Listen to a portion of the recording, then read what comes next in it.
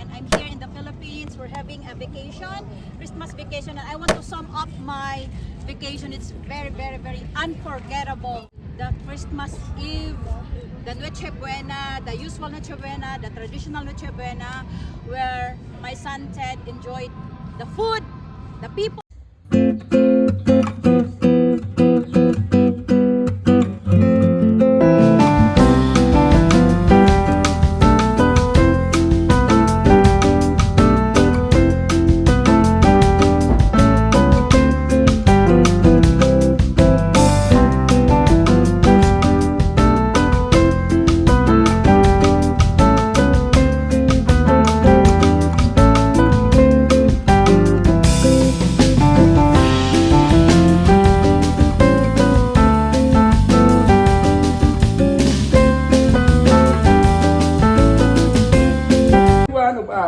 Thank you again. Thank you.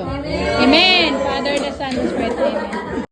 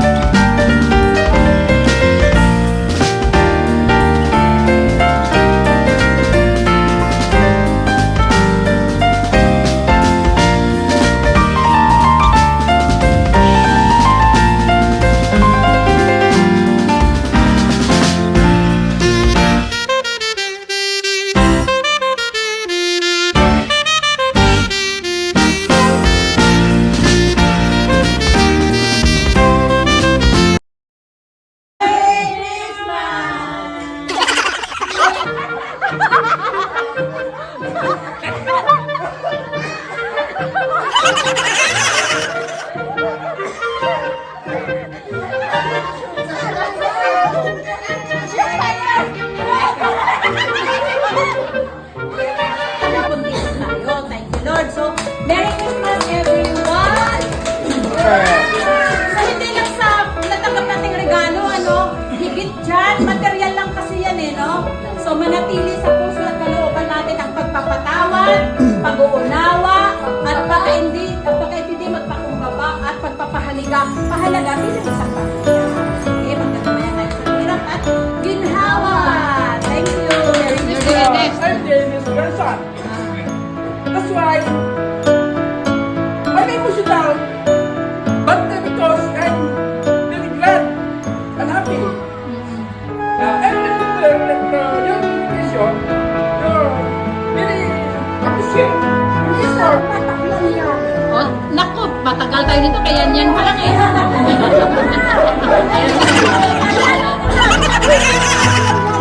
Sige. Correct. Sige, tuloy. Pamilya. Hindi na sa lahat ng pamilya, kundi kung sino man ang kanilang sinisiran. Diba? Magbigay kayo. Diba? At saka, magpapasalamat ko na po sa lahat ng pamilya. Bilang isang lugo, dapat tayo ay magmahalan. San Jose. San Jose, sa may Enrique Hills. Sa Enrique Hills. Ang sarap ng mga pagkain doon, mga bibo doon. Oh. Hindi yan mawawala yan sa namin, alaala. Yun talaga pasalamat ko sa Kalkalisi, sa Kalkalisi, talagang binigyan talaga nila ng panahon na para talaga nila experience nila doon. Gusto nila ay ma-experience nila dito na masaya. Bawat isa sa atin, lagi tayong mag-unawaan at may proteksyon. Kung Panginoon sa akin, lagi tayong magpakumbaba at may respeto sa bawat isa. lang ang hinihingi ko. Naway, babalik pa ng pamilya ko turuan sa Saipan. Naway, lagi mananatili silang masaya at At saka, nagpapasalamat din ako na kahit ano na yung trabaho ko, tracer, laro, at least malakas yung katawan ko, wala akong sakit. Christmas sa kasulit sa plasyon. Hindi ko nagkaroon na 6 years yata yun. So, yun lang. Walang magkaroon lang. Bigayan ng Christmas. Walang away. Yung kaluban lang, ispito lang natin yung kaluban ng Pinoy sa atin. Biyaya niya ay ano lang, napin. Salamat sa niya. Yung pagmamahal niyo po sa amin, kasi nakikita namin sa ibang pamilya, yung pamilya na yung pag-tito, yung pag nakakataas na, yung mga nasa ilalim, binabaliwala lang. Pero we're so blessed kasi meron kami nakikita na hindi niya ipinagkakain kung anong merong blessing siya sa buhay. Na talagang sinishare niya talaga sa buong pamilya niya. At yun nga, yung balik naman talaga ay sobrang napapala sa inyo po.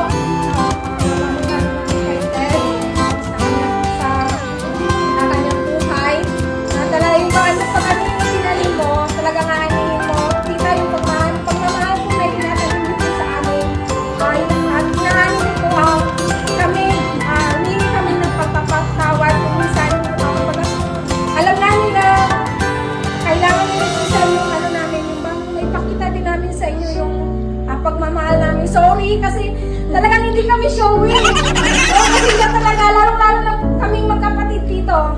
Hindi talaga po kami showy. Pero sa puso po namin, naririyan po yung pagmamahal po namin. We are very much appreciated po talaga sa mga ginagawa niyo pong effort. Alam namin na sobra-sobra po yung mga ginawa niyo po, na lalo-lalo na po yung pagbakasyon niyo dito.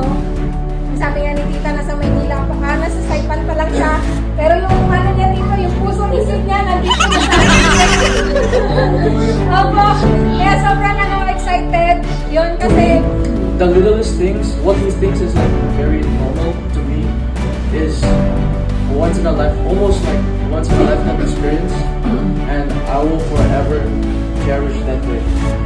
And that's also every single day I'm here, because I don't really get this much in my life. This is the first time I'm here, and it is completely different from how I live or how I do my daily activities back at home, but it's still something I enjoy experiencing. Sometimes I feel bad because it feels like all of you guys are adjusting or have to change the way you guys do, like the way you guys perform at home for me or my parents. So sorry for that, but at the same time I'm still grateful that I get to experience how like a normal household would work in Visaya, Pampanga, or just an average house or home in the Philippines. It's because when I was a kid, I wasn't really in touch with the culture. But as I got older, I started to appreciate it, started to ask my parents about it, and traveling to the Philippines, both provinces allowed me to absorb the culture and allowed me to have a deeper appreciation for it. Because when I was a kid, I was, like Americano, back at home. And now it feels nice to have the experience of what it's like to be when you grow up here and I was raised here. It's something that you can't really simulate anywhere else. It's only unique to this place and to this country, and because of that I'm grateful and thankful for all you guys again for putting up with how I operate differently at home compared to you guys. It might be I feel bad because it might be like too much, but I'm again sorry, and at the same time I'm grateful that you all are putting up with me and like again, thank you. I love you all. I love you. You. And again, the language barrier is kind of hard because I can't speak. I can only understand. But at the end of the day, it's still okay. I'm still open or willing to talk to any of you guys because at the end of the day, we are kapamilya. Yeah, I don't really have anything else. Yeah, that's it. Merry Christmas. Let's enjoy the night, guys. Ang napakalaking kasiyahan ko yung may mamahalan pa.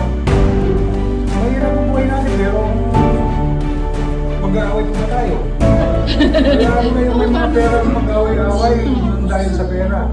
Pero nakita ko yung operasyon ni Toto, ni Madam, lahat halos. Kaya lang may mga responsibility, may negosyo si Inday. May ramdaman si Marlon. Tingnan mo yan, wala pa si Neneng kasi Nini. yung negosyo muna nga. Lalo na kay dancer natin.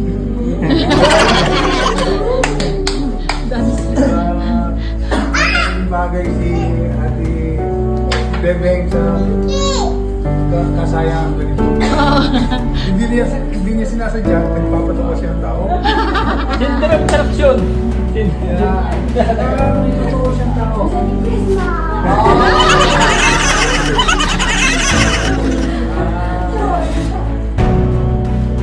Nakakalungkot man daw.